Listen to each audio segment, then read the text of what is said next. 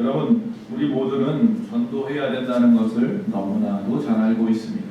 그래서 우리가 직간접적으로 수없이 귀가 따갑도록 전도합시다, 전도해야 합니다 라는 말을 듣습니다. 너무나 자주 듣다 보니까 그 말씀이 이제는 마음에 잘 와닿지도 않고 무뎌지기도 했습니다. 그렇지만 아무리 우리가 많이 들어도 부족함이 없는 것입니다. 왜? 생명에 대한 이야기를 하고 있는 것이기 때문입니다. 10번을 들어도 순종하지 않는다면 안 들은 사람과 같습니다. 학교를 다니면서 많은 시간 동안 공부를 했지만 평생 우리가 살아가면서 우리의 삶에 전혀 적용이 안 됐다면 그 시간은 허송이었던 것과 같이, 우리가 신앙생활을 오랫도록 했지만 복음을 전해야 된다는 열정이 내 가슴에 뛰고 있지 않다면 그것은 헛된 시간을 보낸 것인지도 모릅니다. 그래서 오늘은 우리가 이 한 해를 마무리하는 대림절 첫 번째 날 어떤 말씀을 전할까 생각을 하다가 전도에 대한 말씀을 한 2주 전해야겠다는 마음을 먹었습니다. 그리고 한 해를 마무리하기 전에 여러분 주변에 가족부터 시작해서 복음을 증거하는 시간들을 여러분이 갖기를 결단하기를 소원하는 마음에, 그래서 할 수만 있다면 이번 성탄절 때나 아니면 성부영신 예배 때나 신년 감사 예배 때는 여러분이 전도하려고 마음을 먹었던 그 대상자, 태신자라고 하죠. 그분들과 함께 예배할 수 있었으면, 믿지 않는 가족과 함께 앉아서 예배할 수 있었으면 하는 마음에서 오늘 말씀을 선포합니다. 대부분의 사람은 교회에서 전도 집회를 한다든지 새생명 축제와 같은 것을 할 때에 나와는 상관없어 하고 무시해버리려고 합니다. 그런데 우리가 그런 마음을 가지고 교회에 혹시라도 이 시간 앉아있는 분들이 있다면 그것은 불순종입니다. 아무리 하나님께서 우리에게 10번, 100번 이야기를 하셔도 듣지 않는다면 우리에게 무익한 것처럼, 우리가 하나님 앞에 하나님의 뜻대로 살지 않으면서 나는 주의 종입니다, 하나님의 자녀입니다 라고 하는 것은 무익한 종, 무익한 자녀일 뿐인 것입니다. 그래서 우리는 내 마음에, 내 생각과 내 삶과 내 행동에 구체적으로 전도해야겠구나, 복음을 증거해야겠구나, 그의 생명을 살려야 하겠구나 하는 마음들이 있어야 하는 것입니다. 자, 2024년을 결산합니다. 왜 전도해야 되는지 좀 더 구체적으로 말씀을 나누려 합니다. 성령께서 들을 귀가 있는 자가 되어서 듣기를 원하십니다. 여러분의 귀와 마음과 그 모든 것들을 다 오감을 열어놓고 오늘 말씀 가운데로 나아가기를 원합니다. 자, 하나님의 가장 기쁘신 뜻은 무엇일까요? 하나님의 뜻을 아십니까? 하나님의 가장 큰 뜻이 무엇인가요? 하나님의 뜻은 원칙적으로 하나밖에 없습니다. 그것은 세상이 구원받는 것입니다. 이것이 하나님의 유일한 뜻이고 궁극적인 목표가 되는 것입니다. 우리는 이 사실을 한순간도 잊지 말아야 합니다.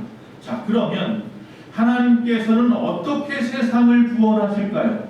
하나님의 방법은 무엇입니까? 복음을 통해서입니다. 복음을 전함으로 말미암아 구원을 이루십니다. 이를 위해서는 뭐가 필요합니까? 복음을 전하는 사람이 필요합니다. 먼저 이 땅에 예수님께서 2000년 전에 이 땅에 오셔서 우리에게 복음의 길을 여셨습니다. 그분은 그리고 스스로 이 땅에서 우리에게 모범이 되어 주셨습니다. 공생의 3년 반 동안 거의 잠도 자지 않을 정도로 쉬지 아니하고 뭐 하셨어요? 복음을 전하셨습니다. 자, 그리고 하나님께서 예수님을 십자가에서 죽으시고 부활 승천하게 하셔서 올리신 다음엔 누구를? 성령님을 우리에게 보내주셨습니다.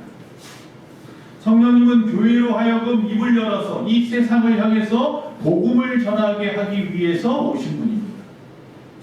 그래서 성령님이 임하신 교회는 복음을 증거합니다. 성령이 충만한 사람은 복음을 전하려는 열정으로 충만한 사람입니다.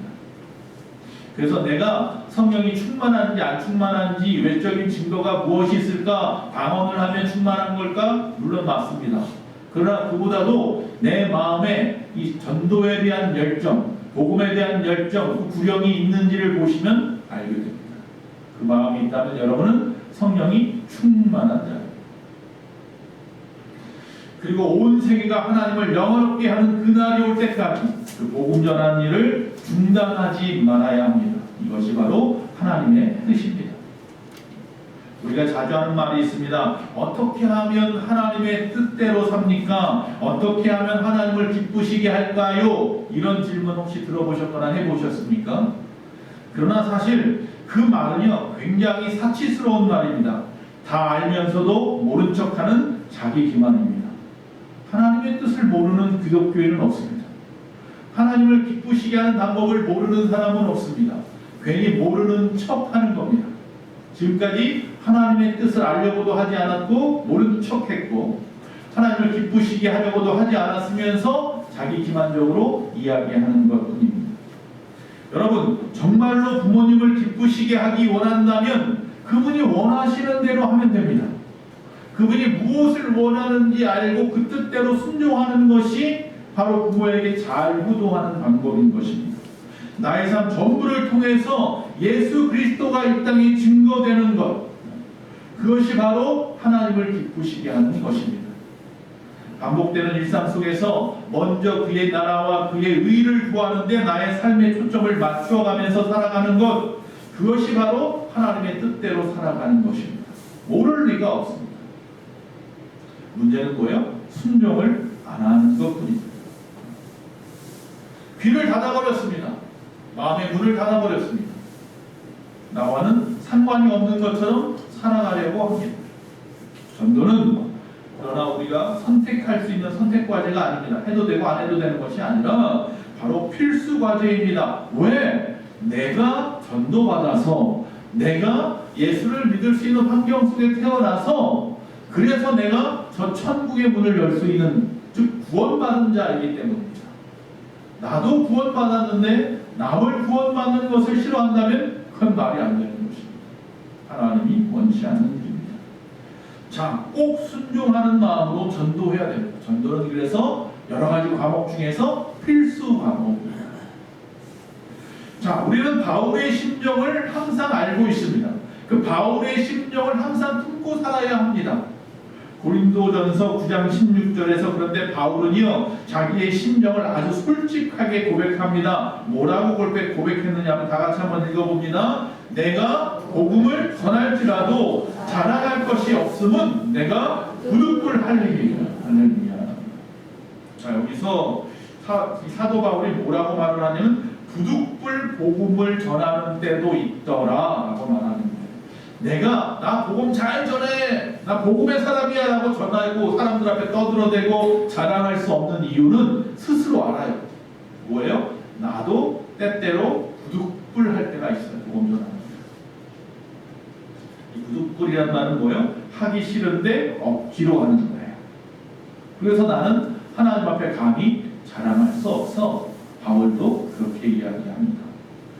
즉 다시 말하면 그렇게라도 부득불하게라도 하나님의 말씀을 내가 전할 수밖에 없는 이유는 그 다음에 뭐예요? 내게 화가 미칠까 봐예요.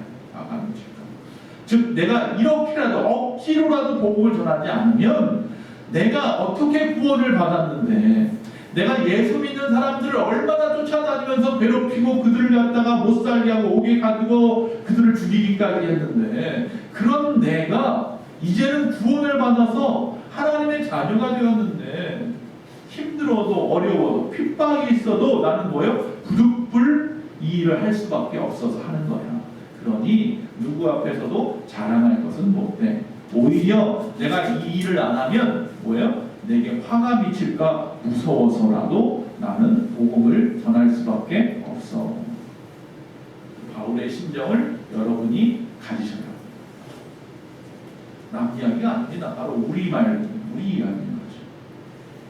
전하기 싫어도 억지로 전해야 하는 것이 하나님을 기쁘시게 하는 일임을 늘 마음속에 간직하며 살아가는 겁니다. 하나님이 우리를 위하여 예수님을 이 땅에 죽도록 보내셨다는 사실 때문입니다. 사랑의 교회 전도왕이라고 하는, 지금은 돌아가셨는데 이재명 안수지 집사님이 계셨습니다. 2002년도 50대 중반쯤 되었을 때 하나님께서 성령께서 강하게 그에게 역사하셔서 전도에 열정을 갖기 시작했습니다. 그리고 그분의 거의 모든 시간을 전도하는 데 바쳤습니다.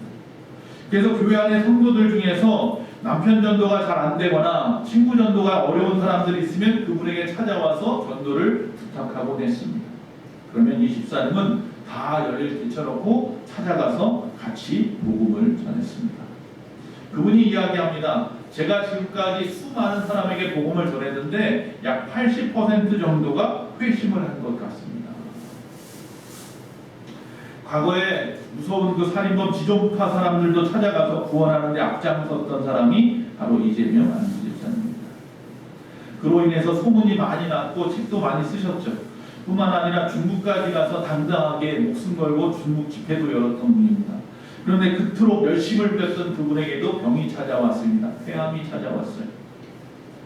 초기에 그가 찾았으면 좋았을 텐데 너무나 열심을 다해서 하나님의 일을 하다 보니까 때를 놓쳐서 3기, 4기까지 되어버렸습니다. 자, 열심히 치료받읍시다. 병원에 입원하세요. 항암하시고요. 수술도 하셔야 합니다. 라는 주변에 많은 권유가 있었습니다.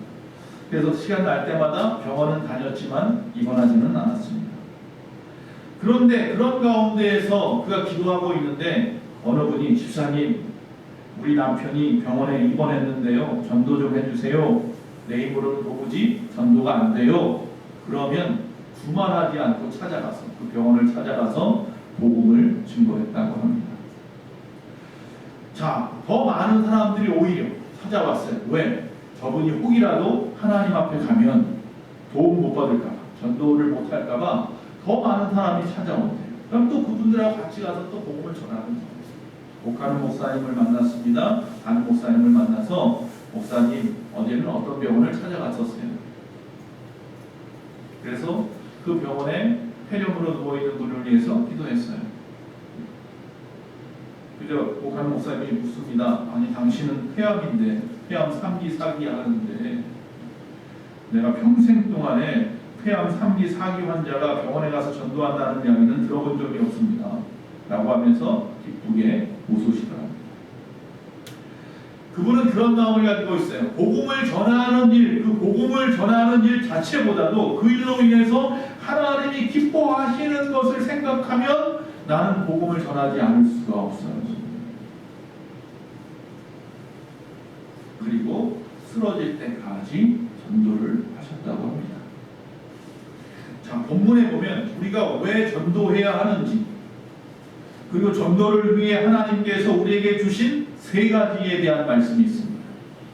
십자가에서 죽으신 예수 그리스도께서 사흘 만에 부활하셔서 제자들을 찾아오셨습니다. 그리고 마지막으로 하신 말씀이 복음을 전하라는 것입니다.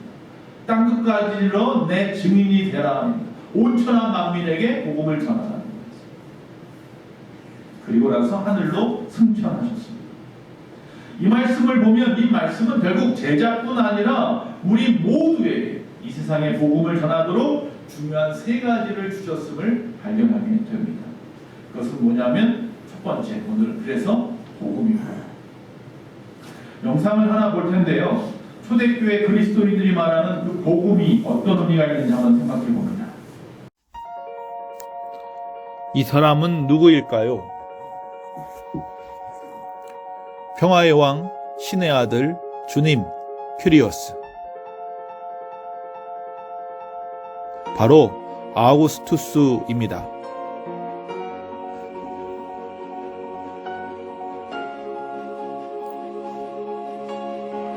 혼돈의 로마 정치를 종결시키고 전쟁으로 지중해를 평정하였습니다.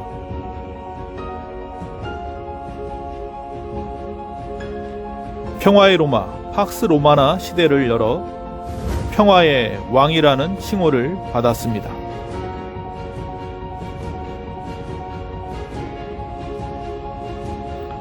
그의 아버지 율리우스 시저는 신의 칭호를 받았었고, 그래서 후계자이며 아들인 그는 신의 아들이라는 칭호를 받았습니다. 황제의 성명서, 유앙겔리온스, 복음, 황제의 침략 정복이나 성취를 백성들에게 알리기 위해 발행하는 문서를 말합니다. 황제의 성명서를 읽은 백성들은 소리 높여 고백했습니다. 황제가 우리를 구원하셨다. 하늘 아래 황제 외에는 구원받을 수 있는 이름은 없다. 그러나 초대교인들은 이 황제의 성명서를 그리스도의 복음으로 고백하였습니다.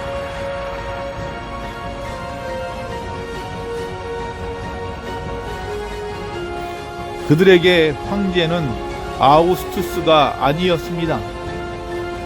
그들에게 황제는 시저의 아들이 아니었습니다.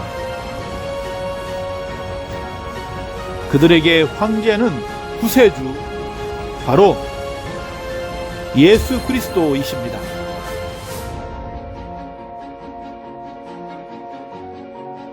침략과 전쟁으로 세상을 점령한 로마는 십자가의 사랑으로 무장된 그리스도인에게 도리어 점령되었습니다.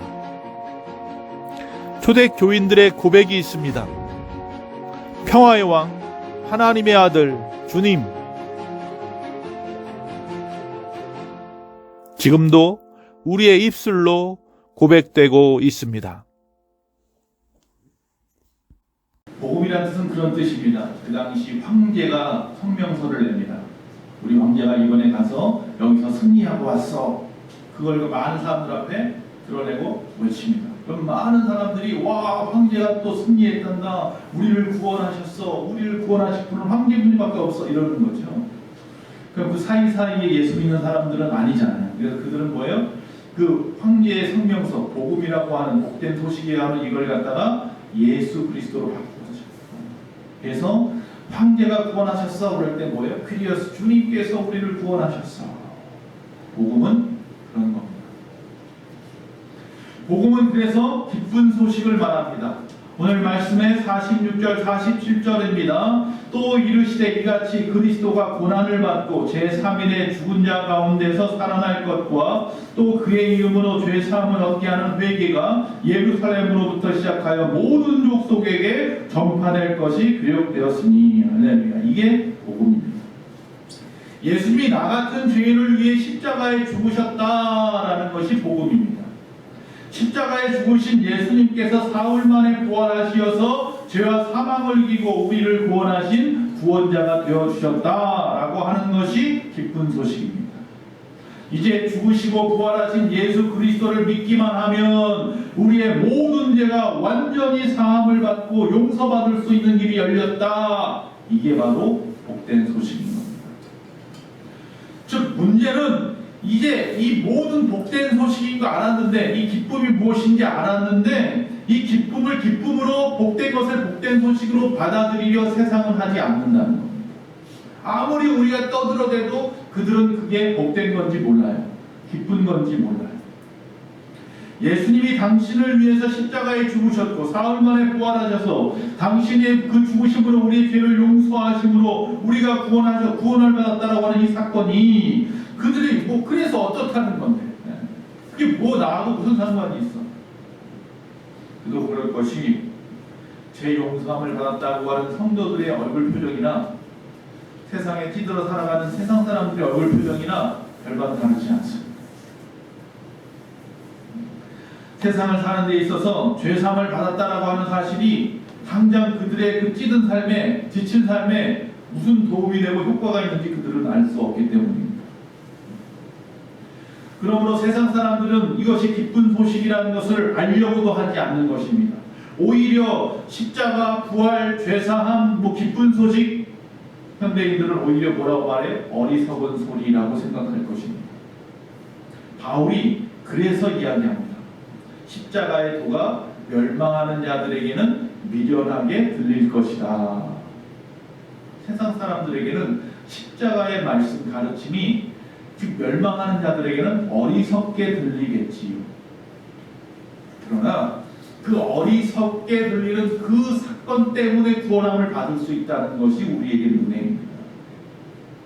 만약에 높은 도덕성이라든지 높은 어떤 업적이라든지 무엇을 통해서 구원받는다고 한다면 얼마나 힘들었을까요? 얼마나 구원을 받겠습니까만 이 모든 것이 우리가 할 일은 그저 믿음으로만 구원받을 수 있도록 모든 사람에게 구원의 길을 열어주셨다는 것이 세상 사람은 미련해 보여도 약한 것을 들어 크게 일하시는 그 하나님의 놀라우신 그 뜻을 생각한다면 은혜요 또 은혜요 우리에게 끝없는 은혜입니다. 주님이 교회를 다니시는 여러분과 저를 향하여서 말씀합니다. 세상에 감격하지 못하고 기뻐하지 못하는 그들에게 너희의 감격을 보여주거라. 너희의 기뻐하는 모습을 보여주거라. 하나님은 모든 것을 알고 계십니다. 우리는 부분적으로 알고 현재밖에는 알 수가 없지만 하나님은 미래도 알고 계시고 전체를 아시는 분입니다. 죄인된 우리가 결국은 저주받을 신분이라는 것을 너무나 잘 알고 계십니다. 그래서 하나님께서는요 우리의 앞으로의 삶을 위해서 스스로 이 땅에 오신 것입니다. 스스로 죄의 값을 치러주신 것입니다. 영원한 심판에서 영원한 구원으로 우리를 옮겨주신 것입니다.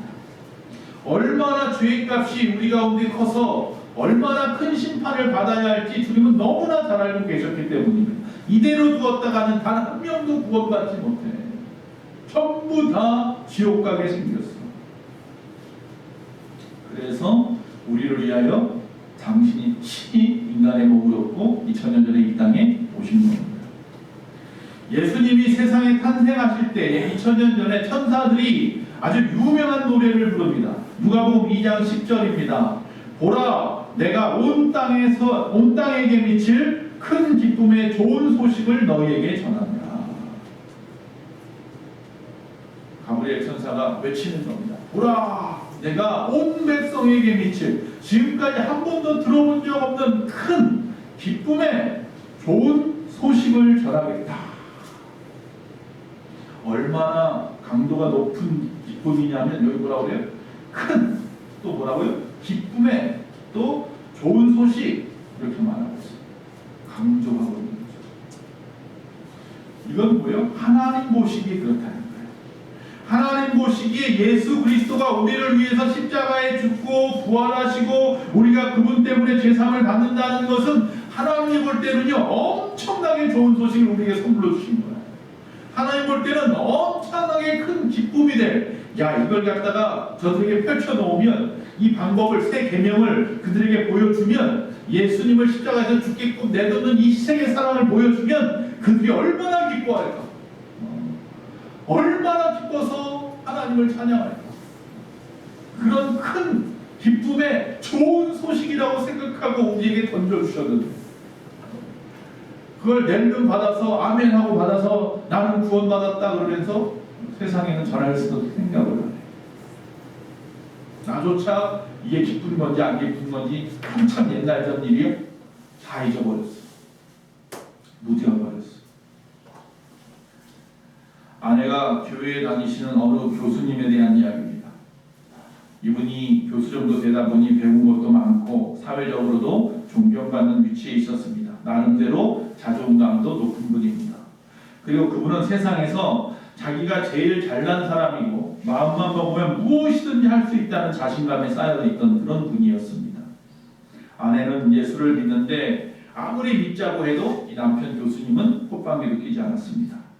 고민 끝에 한 번은 목사님에게 와서 남편에게 전도해달라고 그렇게 부탁을 했습니다. 그래서 그 목사님께서 남편을 찾아갔습니다. 함께 찾아가서 전도하면서 이렇게 물었습니다. 교수님, 이 예수를 안 믿으시는 특별한 이유가 있습니까? 이렇게 물어봤습니다. 왜 예수를 안 믿으시려고 합니까? 라고 물었습니다. 그러자 그 교수님이 대뜸 이렇게 말을 합니다. 아, 예수 믿는 사람들 보십시오. 뭔가 자신이 부족하고 모자라니까 그래서 그것을 채우려고 하나님을 믿는 것 아닙니까? 나는 스스로 문제를 해결할 자신이 있습니다. 저는 그렇게 하고 싶지 않습니다. 구차하게 누구에게 매달려서 살고 싶지 않습니다. 그런데 얼마 지나지 않아서 그 교수님이 독감에 걸렸습니다. 오늘 독감에 걸려서 못 나오신 집사님이 계신데 독감에 걸렸습니다. 병원에 입원을 했습니다. 그 소식을 듣고 목사님이 찾아갔습니다. 교수님, 이렇게 병상에 누워 계신데도 아직도 자신이 연약하고 약하다는 생각이 안 드십니까? 그러자 그 교수님이 이야기합니다. 아, 독감은 누구나 다 걸리는 거 아닙니까? 이게 뭐라고요? 조금 있으면 툭툭 털고 일어날 거예요. 걱정하지 마세요. 그래서 결국 돌아왔습니다. 며칠이 지났습니다. 갑자기 그 부인으로부터 다급한 전화가 왔습니다. 목사님, 정밀 검사를 했더니 독감이 아니라 폐암이래요. 찾아갈 수밖에 없죠. 또 달려갔습니다. 갔더니 교수님이 얼마나 충격을 받았는지 침대에 멍하니 누워있더랍니다. 그래서 다시 또 그 목사님이 똑같은 질문을 합니다. 교수님, 지금도 자신이 약하다는 것을 못 느끼십니까? 그러자 꺼져가는 소리로 말을 합니다. 이제 와서 보니까 나는 참 바보 같은 삶을 살았습니다. 부끄러운 인생을 살아온 나고자 같은 인생이었습니다. 그리고 드디어 복음이 그에게 들어갔습니다. 결국 이 목사님의 진지한 복음을 전하는 그 복음을 그제서야 받아들이고 얼마 후에 저 천국에 소망을 가지고 떠나셨다. 오히려 이분에게는 죄송한 이야기지만 이 폐암이 복음을 받아들일 수 있는 좋은 길이었습니다. 이 땅에서의 시간은 단축되었는지 모르겠지만 그 폐암으로 인하여 복음을 받아들이게 되었고 저 하늘의 영원한 삶을 허락받았다라는 사실입니다. 암 선고를 받고 소망이 없이 침대에 누워있던 이 사람에게 가장 큰 기쁨이라는 것이 무엇이었을까요? 자신이 인류대학에 합격했다는 것일까요? 아니면 큰 집으로 이사가게 되었다는 것일까요? 아니면 내 논문이 세계적으로 인정을 받았다는 것일까요? 아니면 주식을 투자했는데 갑자기 뛰어서 거금을 손에 쥐었다는 것일까요? 요새 비트코인이 뭐 난리라는데. 이 사람은 이제 조금 있으면 하나님 앞에 서야 하는데 의인으로 설 건지 죄인으로 설 건지 이게 더 중요한 것 아닌가요? 그렇기 때문에 이 세상에서 가장 좋은 소식, 기쁨의 소식은요, 이 땅에서 내가 무엇을 얻는 것이 아니라 하나님 앞에 의인으로 서서 할렐루야 저 천국문을 열었다라는 겁니다. 자기의 죄를 해결받고 하나님 앞에 의인으로 설 수 있다라고 하는 것이야말로 그에게는 가장 큰 기쁨의 소식입니다. 하나님 보실 때에 하나님께서 왜 우리에게 가장 기쁨의 큰 좋은 소식이라고 말씀하고 있는지를 알아야 하는 거예요. 나도 구원받고 또 다른 사람도 구원받게 하는 방법을 위해서 하나님 우리에게 성령을 부어주셨습니다. 내 힘으로 할 수 없어 하니 스스로 하나님의 말씀을 선포할 만한 복음을 전할 만한 능력이 없다 하니 하나님께서 우리에게 성령을 부어주셔서 성령의 능력으로 행하게 하시는 거예요. 그래서 우리가 구원을 받았다고 한다면 내가 복음 전하기 원한다면 교회가 부흥하기 원한다면 세상이 하나님의 나라가 되기를 원하신다면 무엇부터 받으라? 성령부터 받으라. 성령이 충만해야 합니다. 세상에 어떤 것도 틈타지 못하도록 날마다 깨어 기도하고 항상 성령으로 충만하게 자신을 세상의 모든 죄악된 것으로부터 지켜나가라. 복음을 전하는 것이 오늘부터 부끄러움이 되지 마시기 바랍니다. 아직도 입을 열지 못하고 미루기만 하고 계시는 분이 있다면 오늘 이 순간 그 마음을 고쳐 잡수시고 결단하시기 바랍니다. 하나님께서 주신 하나님의 놀라우신 복음, 그 복음이 내 마음에 충만해야 됩니다. 이 기쁜 소식을 온 세상 전하세요. 할렐루야. 성령으로 충만하면 할 수 있습니다. 오늘 이 순간 우리가 한 해를 잘 마무리하기 원하는 그런 가운데 있다면 한 해 동안에 내가 돈을 얼마나 벌었나, 내 가족에 어떤 일들이 있었는가, 그런 거 결산하기 전에 내가 구원받았는가, 내 가족은 구원받았는가, 내 가족은 믿음으로 충만하고 성령으로 충만한가부터 결산하시는 저와 여러분 되시기를 간절히 축원합니다.